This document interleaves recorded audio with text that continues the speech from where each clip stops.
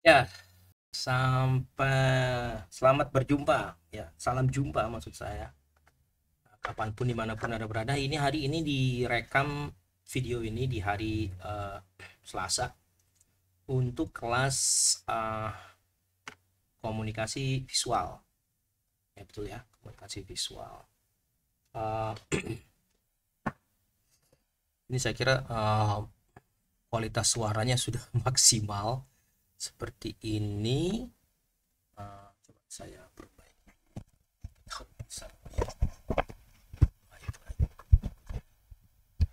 Baik, sambil saya memperbaiki, saya sebenarnya juga ingin eh,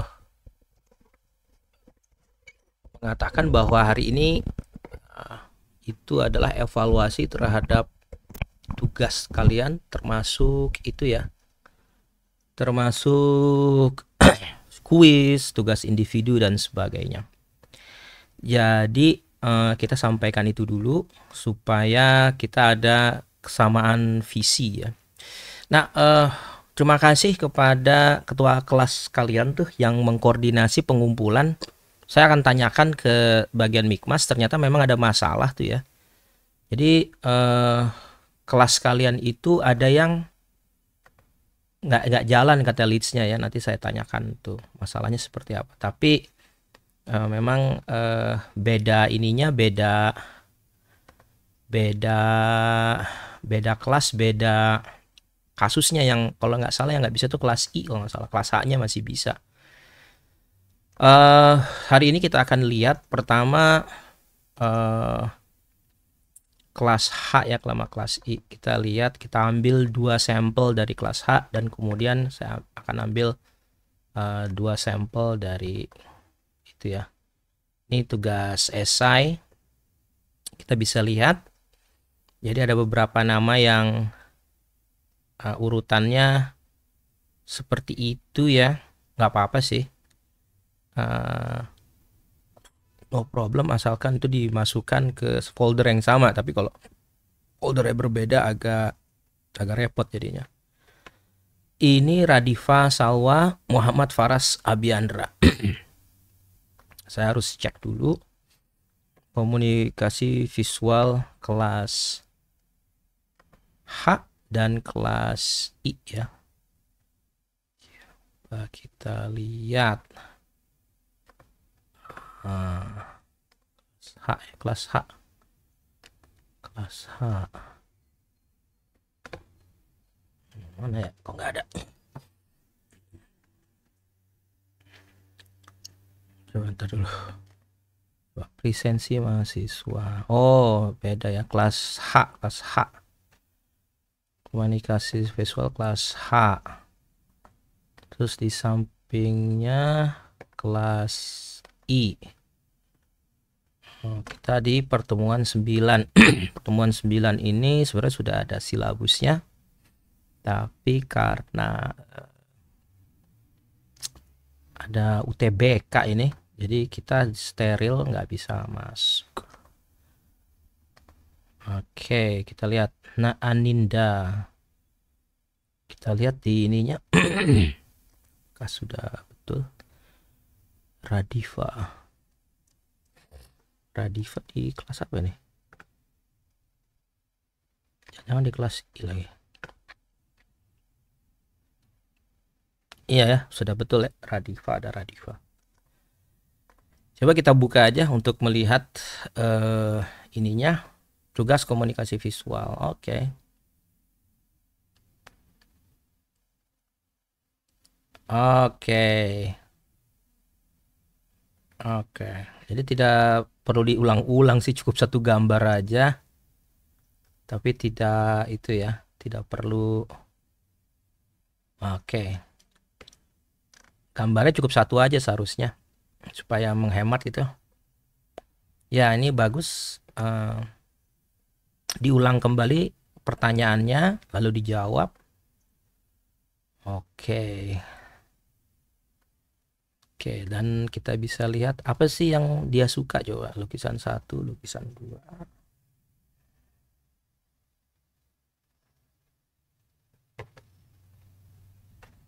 Jadi Gestalt. Dan ratingnya gimana ratingnya?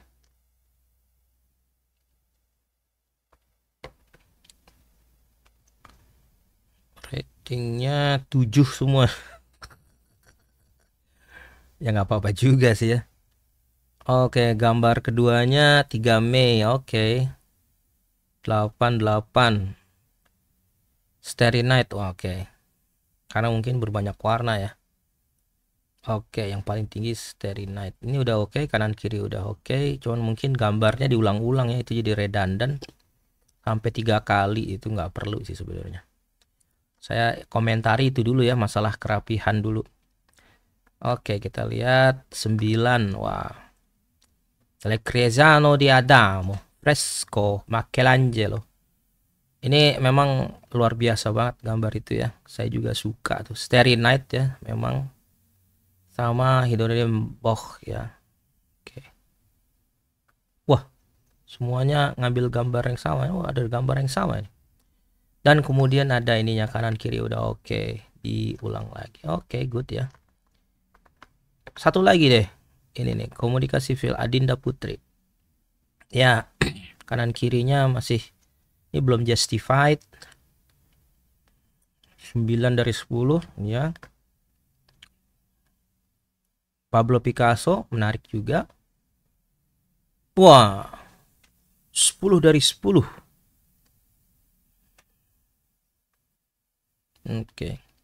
Ya, jadi di visual komunikasi visual ini saya memang mengajak kalian untuk melihat sesuatu yang sifat-sifatnya ya umumnya kamu harus baca ya, harus lihat, harus mengkaji gitu ya.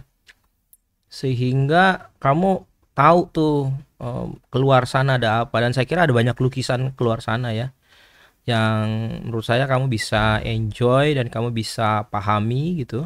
Daftar pustaka udah oke sih ya. Ini kanan kirinya kurang oke nih ya. Jadi nggak justified nih ya. Mungkin lupa nih. Nggak apa-apa juga sih. Tapi itu nggak jadi bagian sih. Tapi masalah kerapihan aja, karena kalau di tempat lain ini udah akan dipertanyakan sebenarnya. Deskripsi juga apalagi sudah pasti. La Criazano di Adam. Wah, ini bagus nih. Dimasukin ininya ya. Satu-satu. Wah, jadi memang nilainya tinggi gitu ya. Kita bisa lihat nih. Wah, ini juga hebat nih. Wah ya, Starry Night 10 dari 10. 10 juga. Oke. Francisco de Goya. Kamu memilih Liberty sama Cinco de Mayo. Betul nggak sih? Cinco. Iya, nggak tahu. Cinco de Mayo 5 Mei. Kalau ini 3 Mei. Oke, bukan ya. Ya, oke. Oh, the 3rd of May. Kalau Cinco de Mayo 5 the 5th of May. Oke, jadi nanti tinggal saya baca aja ya. Ini menarik sih kalau saya tulis satu-satu ya. Oh, ini udah oke. Sekarang dari kelas H. Kelas H kali ya. Kelas I sekarang kita kelas I ya. Kita lihat. Oke, kelas I. Zilia coba. Betul nggak di kelas yang apakah sudah betul? Rajwan Zilia nggak ada. Zilian, sorry, Z ya, Zilian Zalila. Oke. Kanan kiri udah oke. Menyebutkan satu lagi, dan nilai tertingginya jatuh di The Scream, Liberty, Starry Night, Ophelia. Oke, nggak ada yang 10 per 10. Wah, semuanya milih 3 Mei ternyata ya. Sama Pablo Picasso. Wah, ada apa ini dengan kedua ini ya? Baik. Jadi ada kecenderungan untuk membahas itu ya. Nah, ini menarik nih, kenapa demikian? Apakah Apakah referensinya yang banyak tentang itu, yang lain tidak? Saya tidak tahu. 9,5, 80, 74, 89, 85. Ini ada pada 9,7. Ya nggak apa-apa sih. Wah, 10 ya. Oke. Nggak suka ya. Ada violence. Saya juga merasa bahwa ini nggak banyak orang yang nggak suka di sini. Tapi ya udah, oke. Ini mungkin lebih ke arah detail-detail. Dan yang dipilih adalah Starry Night sama La Creazione di Adam. Oke. Oke, coba kita La Creazione di Adam apa nih? Komposisi simetris dengan dua tema, Tuhan dan Adam bersentuhan, ketenangan dan harapan, warna palet, objek, oke, sasana, sakral dan dramatis. Wow, Renaissance. Oke. Oke. Oke. Ini menarik nih, nanti saya ceritain deh. Itu Creazione di Adam itu ditaruhnya di langit-langit. Jadi kalau cara ngelihatnya kamu harus ngelihat ke atas gitu, di langit-langit Sistine kalau nggak salah, saya lupa deh. Ya memang ini ya, saya tangan bersentuh ini menjadi referensi di mana-mana. Makanya di komunikasi visual ini memang saya harus lebih banyak mengajak kalian untuk melihat lukisan-lukisan dan kamu lihat. Oke, 9,10. Wah, ini tadi zillion udah nih. Kita cari yang lain, Yohanes Bagas, Yohanes Bagas gimana Yohanes?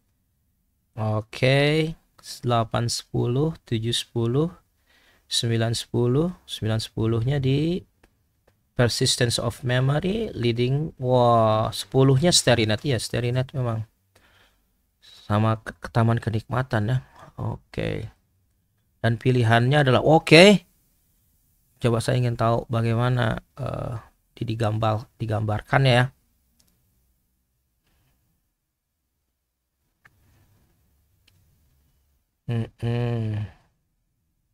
Oke, nggak apa-apa sih, cara mengkajinya seperti ini juga nggak apa-apa sih. Untuk Yohanes nih kanan kirinya belum pas nih, jadi nggak justified ya. Oke. Oke, ada referensinya nggak begini. Oh boleh juga sih, tapi referensi yang bener nggak gini sih, cukup menaruh referensi aja gitu. Tapi ya ini mungkin cara kamu untuk menunjukkan kesukaan kamu dalam mengerjakan tugas ini kali, bisa aja ya. Oke.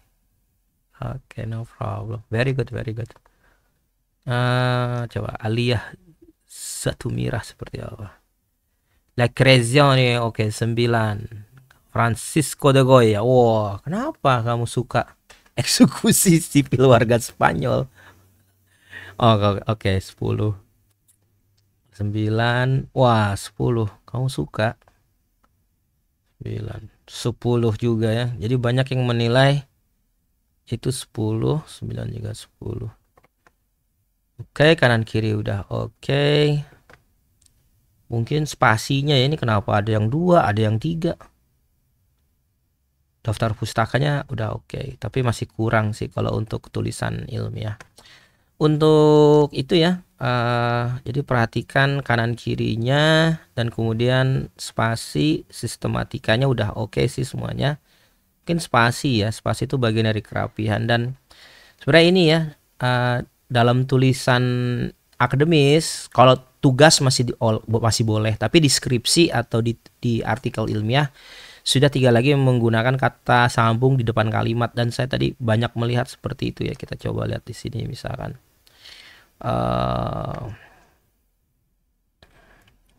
oke sih, oke. Coba ada banyak tadi saya lihat tuh, dalam, dengan, apa gitu, dari gitu, ada hal-hal dilihat, sebenarnya nggak perlu nih. Kedua lukisan tersebut memiliki komposisi, nah gitu ya langsung. Nah ini ya, dalam lukisan tersebut. Nah ini dalam ini tidak perlu di dalam. Kalau di tugas masih boleh lah ya, untuk tugas. Tapi untuk deskripsi udah nggak bisa menggunakan gaya bahasa seperti itu. Untuk daftar pustaka juga seharusnya lebih banyak gitu ya. Kalau bisa sebanyak-banyaknya. Kalau 2 ya nggak banyak. Terus Ya tadi saya lagi nyari kata sambung di depan kalimat ini ya. Dalam dunia seni ini tidak dibenarkan dalam tulisan-tulisan akademis. Nah, ini juga ya pada hal ini koma. Tapi sebenarnya nanti ya untuk di skripsi udah tidak. Dalam lukisan ini gitu kan. Menurut saya, menurut saya masih boleh sih. Tapi dalam apa dan sebagainya. Dalam lukisan ini juga nih. Oke. Dalam lukisan ini. Ya langsung aja lukisan ini menunjukkan tidak apa-apa sih. Dalam akademis itu nggak perlu kayak semuanya harus beda, nggak apa-apa. Dalam menjelaskan satu kali menggunakan struktur yang sama itu sangat sekali dimaklumi karena itu adalah tulisan akademis efektif. Gitu. Oke, no problem. Oke, sekarang kita lihat tugas selanjutnya nih. Nah ini tugas kelompok kolektif katanya di H sama B ya. Coba bukti leads tidak bisa diakses. Nah, ini coba kita lihat. Oh iya ya, nanti. Nah saya nggak tahu nih. Mungkin nanti akan saya tanya apakah tugas kolektif ini mewakili semua kelompok atau enggak gitu. Nanti saya maksudnya semua kelompok di dalam kelas atau tidak gitu. Kita lihat aja ya. Jadi dalam bentuk PPT dan itu mengkaji ke semuanya ya. Oke. Visual cue. Oke. Wah, ini dia. The Last Supper. Oke, no problem. Ini apa? Oke. Wah, ini film ya. Film dan lukisan.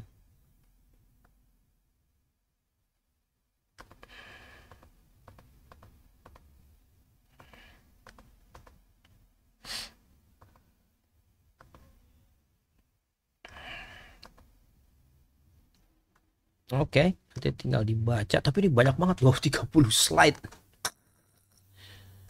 Oh, ya nggak apa-apa juga sih untuk belajar ya. Jadi kita bisa tahu. Visual cue dan Travin Esther. Oke, visual cue ya. Visual cue itu adalah tanda-tanda visual. Warna, garis. Wah, ini oke nih. Ada lukisan-lukisan. Building an ornate full from scratch. Kenapa kapan? Sip.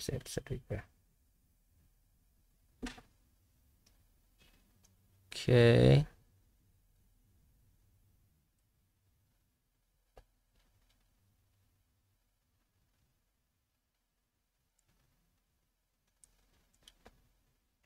Ini gambarnya sebenarnya bisa diganti sih atau mungkin lebih relevan sih ya. Ini nggak kelihatan nih.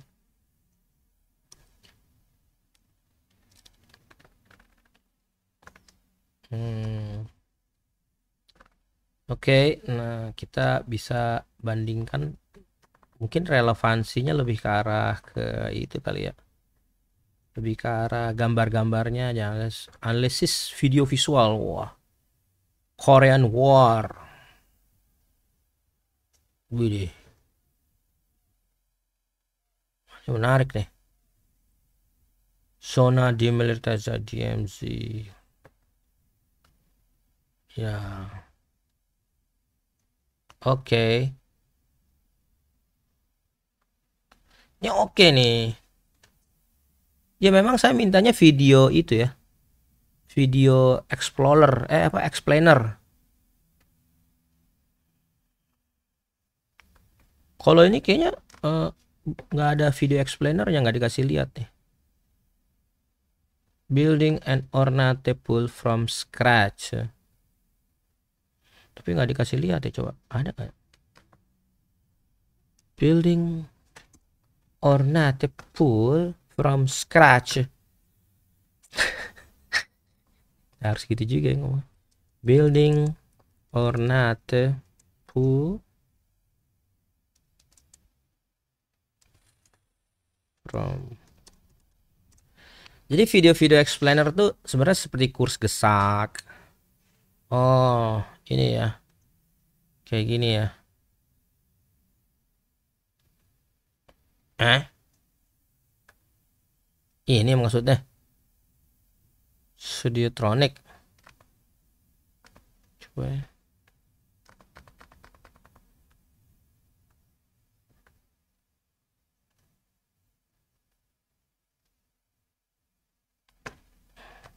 Oh, ini beneran. Ini sih bukan video explainer ya, tapi apa ya, video explainer tuh lebih kayak eh, kurs gesak ya. Kayak gini nih.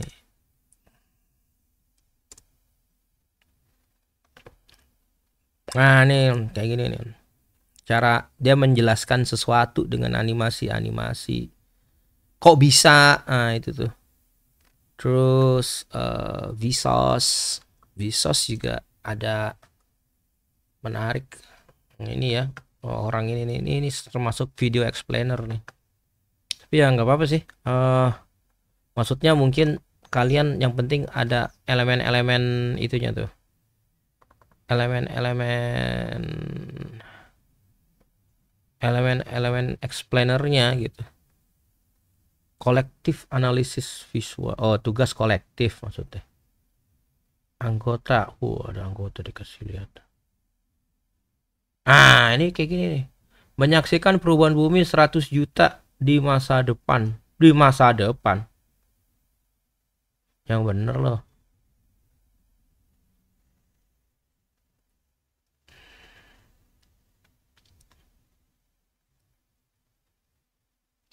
Nah, seharusnya dikasih lihat nih.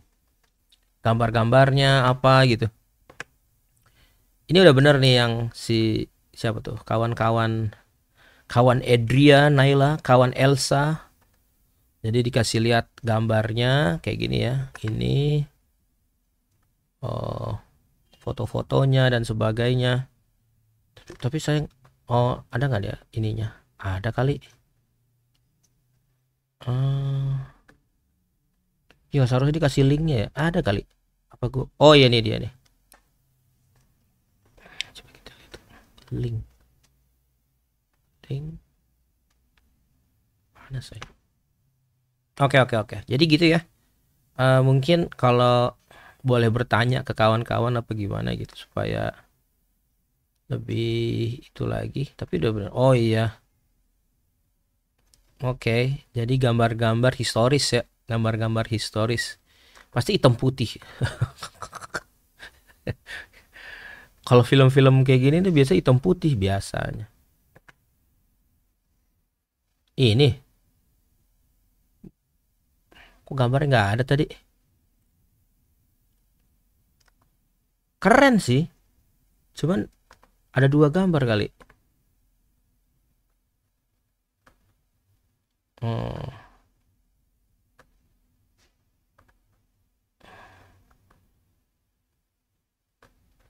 Iya, seharusnya ini sih nih. Ini keren ya. Bener nggak sih nih? Oh iya sih. Korean War. Oke. Oh iya sih. Oke ya. Jadi menarik ya. Ah, ini boleh nih ditonton nih menurut gue nih untuk gue nanti gitu. Tapi emang tujuannya seperti itu sih ya. Oke, jadi mungkin eh, harus bisa lebih itu ya, bisa lebih menangkap maksud dari tugas. Tapi nanti saya evaluasi lagi mungkin dari saya yang salah gitu. Memberikan kalian tugas jadi belum bisa dipahami secara utuh. Tapi overall is good. Nah, sekarang belum tanggal 23 jadi karena kalau nggak salah komunikasi, betul nggak sih? Komunikasi itu komunikasi apa ini ya? Oh, ini mah tugas kayaknya. Oh, ini tugas yang dikasih ketua kelompok kalian namanya siapa tuh? Makasih tuh. UTS-nya belum saya ini ya, eh, belum saya unduh. Tapi itu seingat saya menyumbangkan soal tentang Ghibli ya, tentang Ghibli. Oke, sekarang kita masuk ke materi hari ini, yaitu tentang Tentang apa ya? Saya juga lupa. Oh. Komunikasi visual untuk pertemuan 9. Nah, lah, kok nggak ada? Atau memang apa ya? Atau belum kali? Atau kita lihat aja RPS-nya apa nih pertemuan 9. Mari kita lihat. RPS. Wow. Oh, visual culture. Yeah, I know what visual culture is. Oke, jadi visual culture itu adalah sebenarnya budaya citra. Oke, budaya citra itu apa kan? Budaya citra itu adalah sebenarnya lebih ke suatu ini ya,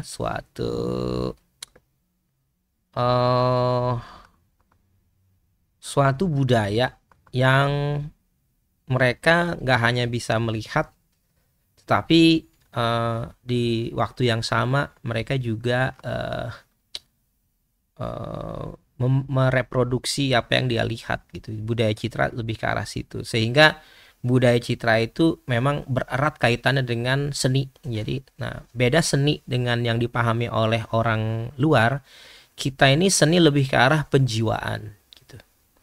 Makanya ada orang yang bilang, oh itu di situ seninya. Jadi apapun di dunia kita itu berkaitan dengan seni karena ada hubungannya dengan penjiwaan, ada hubungannya dengan menyatukan apapun itu dengan jiwa dan raga kita, dengan batin kita. Tetapi di luar negeri, seni itu berkaitan dengan hal-hal yang direproduksi gitu, dan sehingga ada makna-makna lain gitu. Nah, seni murni itu dikaitkan dengan hal reproduksi atau pengkaryaan, jadi dikaryakan, dan di saat yang sama juga ada estetikanya. Jadi seni murni itu adalah pengkaryaan dengan estetika dan persepsinya. Tapi kalau misalkan kita, seni itu lebih ke arah penjiwaan.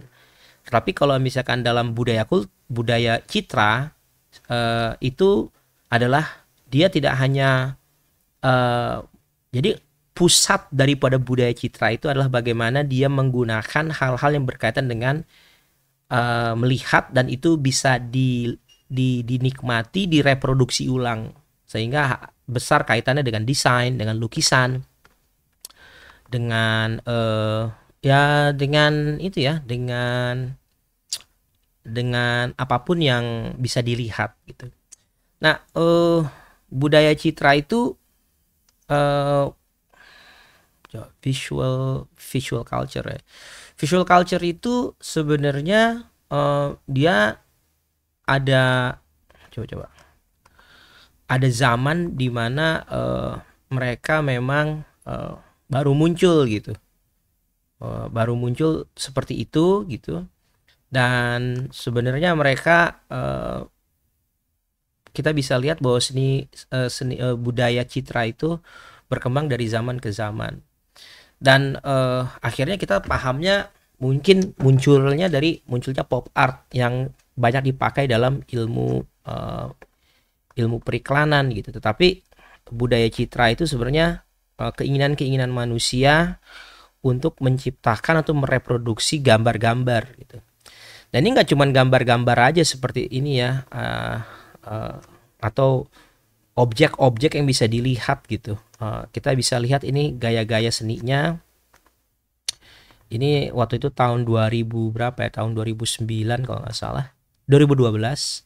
Ada hubungannya pixel art sama pixelism dan sebagainya. Tapi itu juga berkembang dari zaman ke zaman. Misalkan di Jepang itu mereka munculnya ukiyo-e. Ukiyo-e itu lukisan-lukisan Jepang. Ukiyo-e. Dan di di Eropa ada gerakan namanya naturalism gitu. Nah, ukiyo-e ini adalah dari budaya citra Jepang. Bagaimana realita Jepang digambarkan sebagai ini gitu. Walaupun sebenarnya realita sebenarnya tidak seperti kayak gini, ini nggak naturalis kan, bentuknya seperti itu ya, dan sebagainya. Karena beda dengan kalau misalkan kita lihat sekarang, naturalisme itu tidak seperti yang diperlihatkan, tetapi ukiyo-e itu adalah bentuk dari budaya citra. Kita bisa lihat seperti ini gitu. Dan apakah ada bentuk naturalisme dari Jepang? Ada ya, dan itu menginspirasikan banyak orang gitu. Japanese naturalism painting, misalkan kamu bisa lihat ada berbagai. Nah ini ya, ini menurut saya salah satu gambar-gambar yang hampir mendekati naturalisme gitu. Kalau ini mah udah modern ya. Coba kita lihat, ini juga udah mulai modern. Saya kira ada gambar-gambar naturalisme yang dari Jepang yang menggambarkan Jepang pada waktu itu. Nah, kalau ini kan naturalistic art, jadi seperti itu tuh. Nah, budaya visual ini diawali dengan gambar-gambar, dan itu punya gaya. Ada gaya yang tadi saya kasih lihat, misalkan ukiyo-e, yang tidak selalu mencerminkan realitas yang sebenarnya, lebih ke arah misalkan ekspresinya. Dan kemudian ada naturalisme yang dari Jepang, yang lukisan-lukisannya hampir mendekati kenyataan gitu kan. Ada yang ekspresionis ya.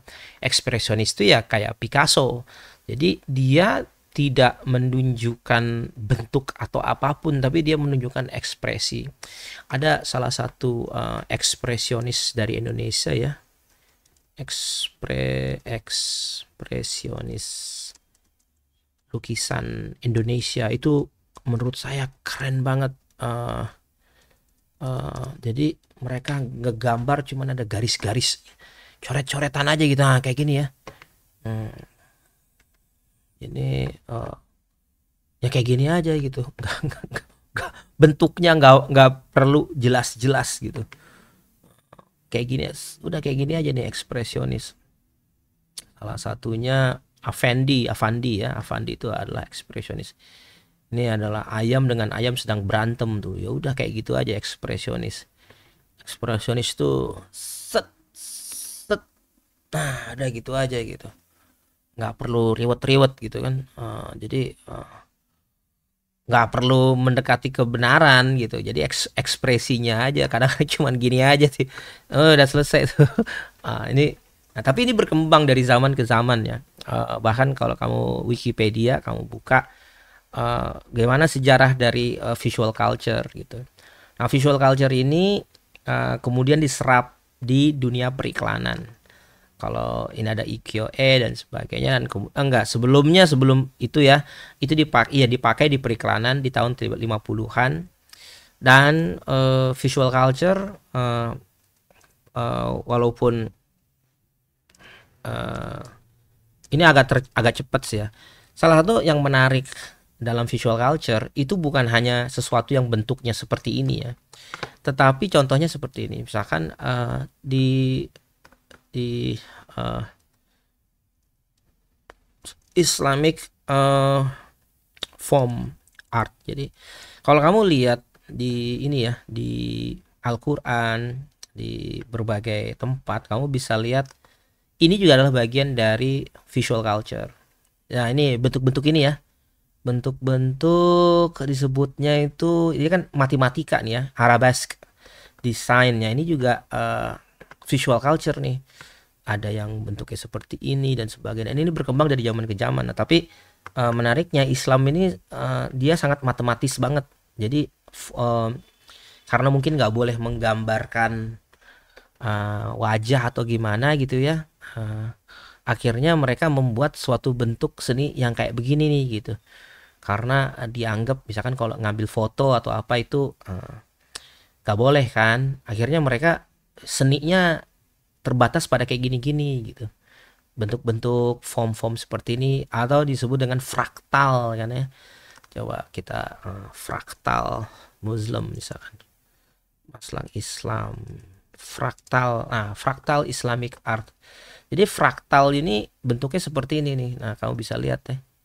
Jadi kayak pola-pola yang diulang-ulangi dalam bentuk matematik gitu. Nah ini juga tentu kayak segini, fractal design of Quran gitu. Di Padang itu ketika orang nulis, orang menyebutnya border atau list pustaka Padang. Jadi orang-orang Padang juga mereka menggunakan list-list itu ya. Kalau mereka nulis ya, nulis sesuatu. Nah di pinggir-pinggirnya itu, ini nggak dikasih lihat ya, disebutnya apa ya? Di pinggir-pinggirnya kalimat itu mereka hiasi tuh. Nah itu banyak banyak tuh kayak gitu ya. Misalkan kalau misalkan border list Quran misalnya gitu. Kita lihat apakah muncul seperti apa. Jadi ketika mereka menulis sesuatu, nah ini ya ini tuh menurut menurut mereka juga suatu seninya juga. Jadi ini nah ini contohnya ya.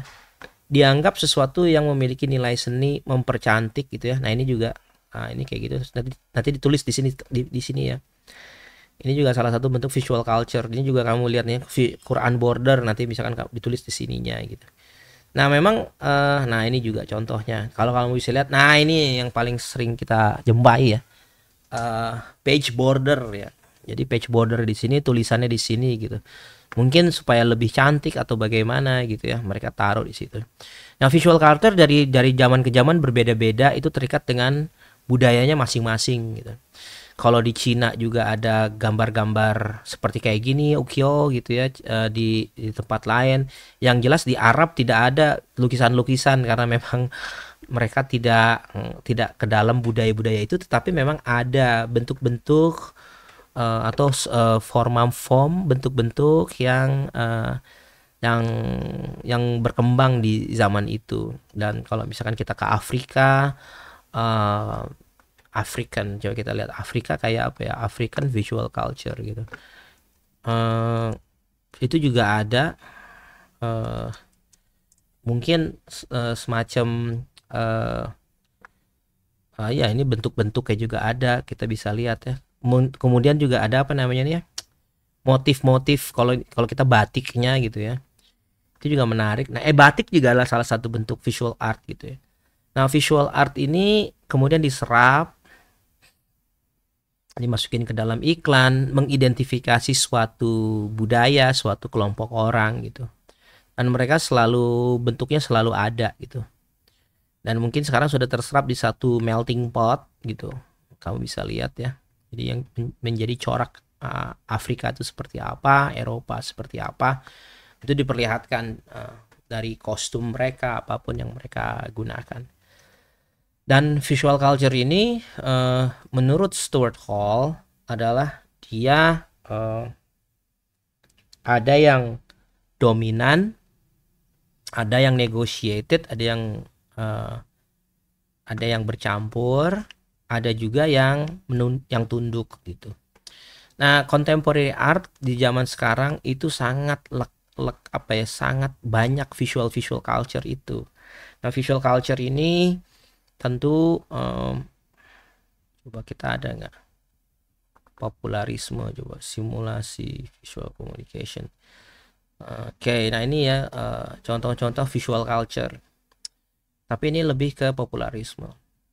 Oke, ketika coba ini apa nih, 4, ada nomor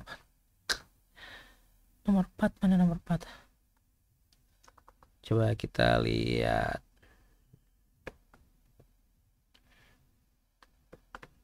Oke, coba ada nggak saya menjelaskan sesuatu nggak?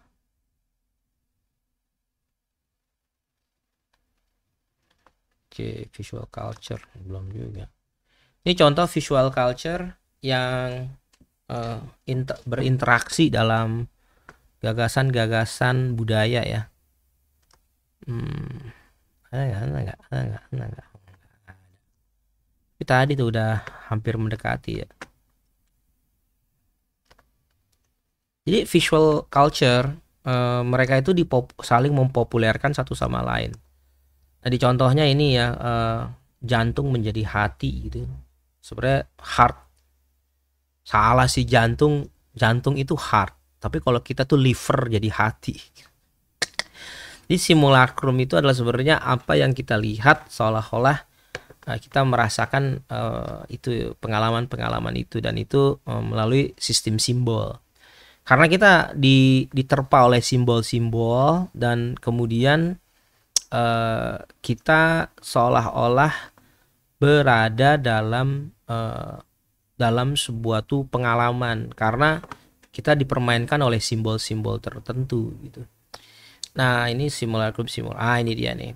Jadi karena kita melihat sesuatu, ada suatu perasaan, dan perasaan itu menjadi suatu pengalaman. Saya ini walaupun tidak pernah ke LA, nggak pernah ke Vice City ya, nggak pernah ke Florida, nggak pernah ke New York, tapi karena saya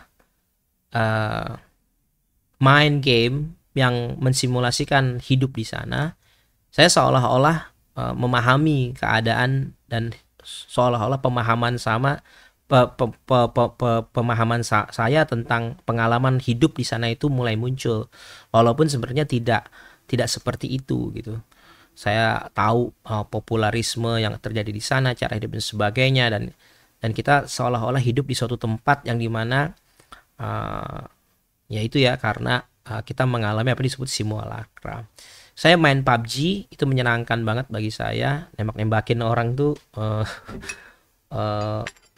ada pengalaman yang syahdu menurut saya dalam game PUBG.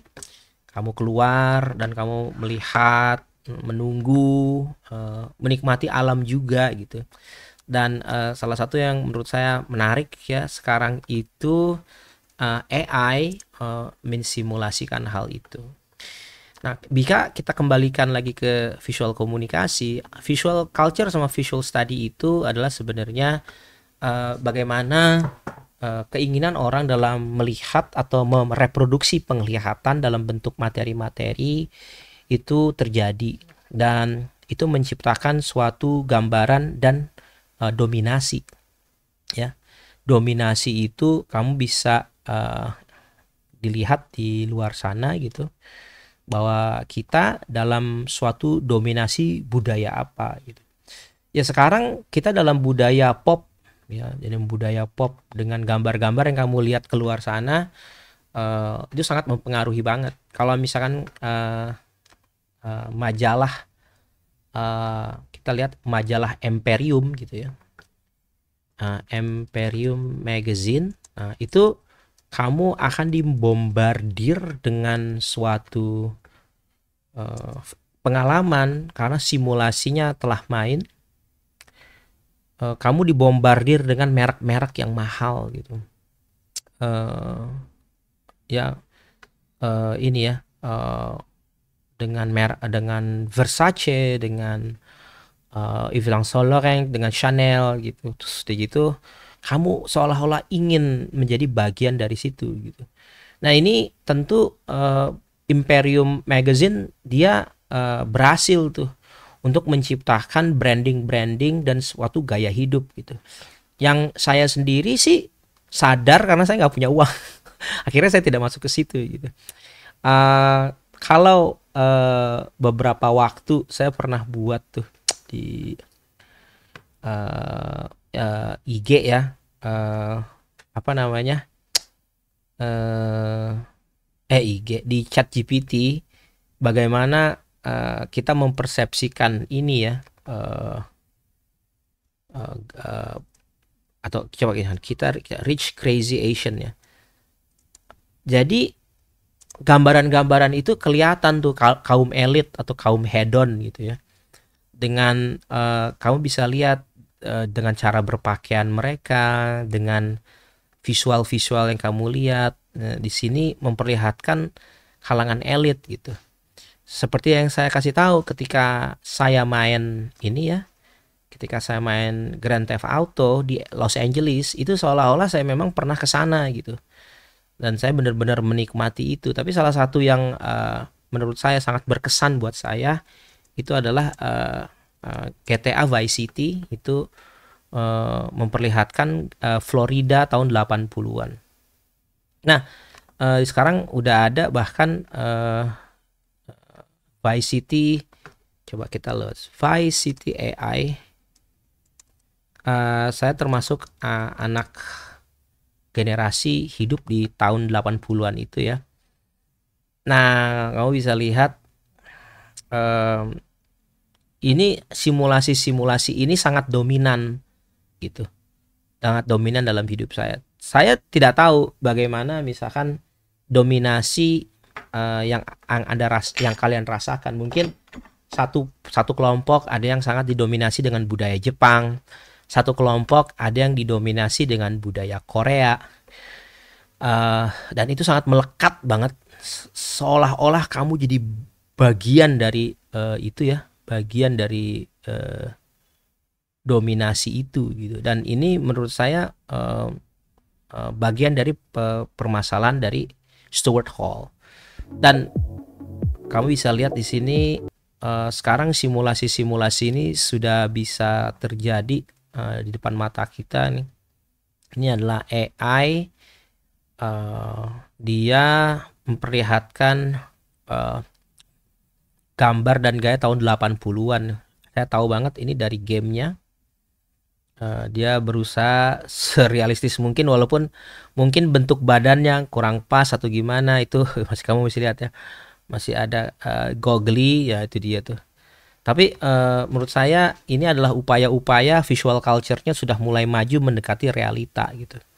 Nah, visual culture sekarang sangat dipengaruhi oleh AI, dan kita sedang mengalami suatu bentuk yang terus berproses. Nah, visual culture ini kalau dalam modelnya Stuart Hall itu cuma ada 3. Jadi negotiated, dominated, sama yang satunya lagi tunduk 3 ya. Yang satu nurut gitu. Jadi bagian dari kalian sudah nggak bisa melawan itu. Bahkan kemarin sempat kita bahas bagaimana dari kalian yang menganggap seorang lelaki Korea itu ganteng banget. Kalau menurut saya sih lelaki Korea itu gak ada yang ganteng malah menurut saya ya. Saya bingung kadang-kadang gantengnya di mana. Tapi menurut saya ada karakter seorang laki-laki yang unik ya. Dia main di film 98. Saya tidak mengatakan dia ganteng, tapi saya mengatakan mukanya unik. Yaitu ini ya, laki-laki ini nih. Muka dia unik menurut saya, tapi nggak ganteng gitu. Tapi banyak yang mengatakan bahwa si laki-laki ini ya, yang di sebelah kirinya ini ganteng gitu. Itu beda ya, memang beda-beda preferensi menurut saya gitu. Kalau dilihat di sini ada yang mengatakan dia yang ganteng, ada yang mengatakan dia yang ganteng. Tapi menurut saya sih kayaknya semuanya sama aja gitu. Tapi menurut saya muka orang ini unik gitu. Rahangnya mungkin kelihatan dengan sangat jelas gitu. Bahkan kalau ada laki-laki yang ganteng menurut saya siapa ya? Ukuran ganteng itu memang susah ya. Kayak gini, kalau ada orang mengatakan Brad Pitt itu ganteng, menurut saya wah tuh orang, kita tahu umurnya udah pasti udah 50-an, karena Brad Pitt udah nggak ganteng lagi sekarang ini. Brad Pitt yang sekarang, Brad Pitt sekarang menurut saya kegantengan Brad Pitt itu seperti ini tuh ya, kalau ganteng sih nggak juga ya gitu, tapi memang menarik sih gitu. Siapa ya menurut saya ganteng? Kemarin saya udah sharing kan, kalau laki-laki siapa, kalau perempuan siapa. Tapi jadi saya lupa waktu itu siapa saya kasih lihat sebagai orang yang ganteng. Eh, dan saya sih taunya, saya ingat menurut saya sih perempuan yang menurut saya cantik, bisa dikatakan cantik, dari filmnya Nosferatu ya, anak dari Johnny Depp. Dia ya, menurut saya mukanya cantik, perempuan ini. Dia juga punya suatu talenta acting yang baik gitu ya. Saya sih dia cantik, tapi itu dia, saya terdominasi dengan bentuk wajah seperti ini gitu. Tapi untuk yang laki-laki, kegantengan laki-laki, saya masih kayak bertanya-tanya gitu. Jadi kalau makanya nih Stuart Hall, Theory of Representation. Jadi ada 3 ya. Ini ya, ada yang dominated, ada yang negotiated, sama ada yang dia nggak ngelawan, jadi dia turut gitu. Eh, Coba kita lihat. Ini ya kajian teori. Jadi mana nih? Wah, jauh banget. Saya harus nyari dulu nih. Jadi tiga ini nih, tiga ini ya. Dominated, preferred, negotiated, sama oppositional. Jadi oppositional. Saya mungkin ke budaya Korea tadi, saya beroposisi. Nggak ada yang ganteng gitu. Tapi untuk perempuan yang wajahnya seperti itu saya terdominasi gitu. Tapi untuk hal-hal yang lain saya masih negotiated. Jadi untuk Stuart Hall, ternyata Stuart Hall itu lelaki yang berkulit hitam. Teorinya adalah untuk masalah resepsi itu ada tiga. Masalah dominated, negotiated, sama opposition.